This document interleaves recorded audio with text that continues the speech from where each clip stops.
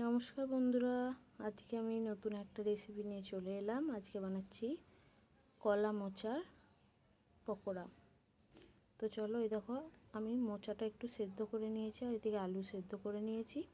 এর সাথে কী কী দিচ্ছি চলো তোমাদেরকে দেখাই। এর সাথে দেখো দিলাম প্রথমেই ধনে পাতা, তারপরে দিলাম লঙ্কা বাটা, আর এর সাথে কী কী দিচ্ছি চলো দেখো। আর এরকমভাবে মোচার পকোড়া কিন্তু খেতে বেশ ভালো লাগে। যদি ঠিক করে বানাতে পারো তবে কিন্তু টেস্টটা অন্যরকমই হবে।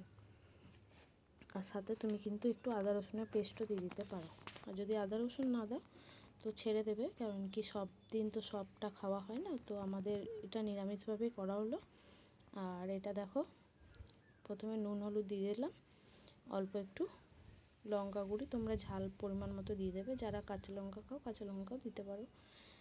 তো এইভাবে তারপরে আমি অল্প কর্নফ্লাওয়ার দিয়ে দিলাম। কর্নফ্লাওয়ার দেওয়ার পরে এটা ভালো করে মাখবো। তো চলো, কর্নফ্লাওয়ারের সাথে তোমরা পারলে একটু চালের গুঁড়ো দিয়ে দেবে, তাহলে একটু মুচমুচে হবে খেতে। তো এইভাবে আমি আজকে বানাচ্ছি মোচার পকোড়া। আর একটু দিয়ে দিলাম জিরে গুঁড়ো। আর তোমরা যেদিন নিরামিষ খাবে সেদিন আদা রসুনটা দেবে না, তবে আদাটা দিলে ভালো লাগে। আদা লঙ্কা বাটাটা দেবে, টেস্টটা ভালো লাগে। নিরামিষ হলেও টেস্টটা বেশ ভালো লাগে। আর যদি তোমার অন্য দিন হয় নিরামিষ ছাড়া, তাহলে তুমি একটু পেঁয়াজ কুচি লঙ্কা কুচি দিয়ে দিতে পারো। লঙ্কাটা পরিমাণ মতো তোমরা তোমাদের দেবে।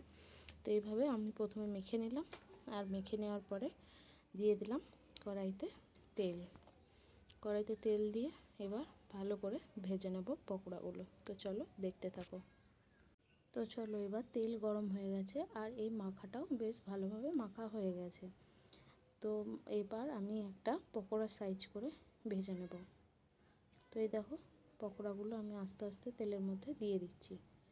তো চলো ভেজে নিই এবার। আর ভাজা হয়ে গেলে তোমাদেরকে অবশ্যই দেখাবো যে কেমন হয়েছে। তোমরা পুরো ভিডিওটা দেখতে থাকো আর দেখে অবশ্যই জানাবে ভিডিওটা কেমন লাগলো। ভালো লাগলে লাইক কমেন্ট শেয়ার করতে একদমই ভুলে যাবে না।